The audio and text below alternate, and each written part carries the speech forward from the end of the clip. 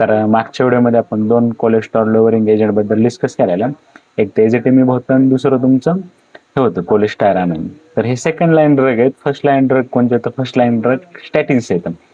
कोणत्या जरी पेशंटमध्ये आपल्याला पहिल्यांदा पेशंटला कोलेस्ट्रॉल असेल, फर्स्ट लाईन ड्रग कोणते असतील तर स्टॅटिन्स असतील.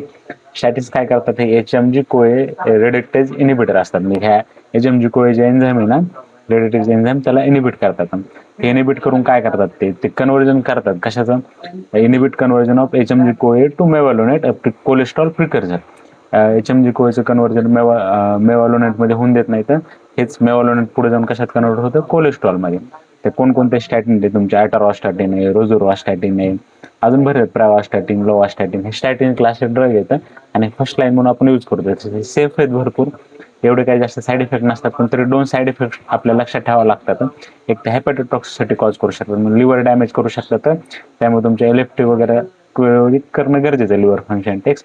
आणि दुसरं काय करतं, मायोपॅथी म्हणजे प्रॉक्सिमल मसल विकनेस, म्हणजे मसल जे असतात ना ते पण दुखू शकतात. समजा मसलचं मायोपॅथी करतात, मसल पेन पण होऊ शकते. त्याच्यामुळं लक्षात राहू द्या, फर्स्ट क्लास ऑफ ड्रग कोलेस्ट्रॉलचं जर कमी करायचं असतं स्टॅटिन्स, रोझोस्टॅटिन, ॲटोरोस्टॅटिन वगैरे हे असतात.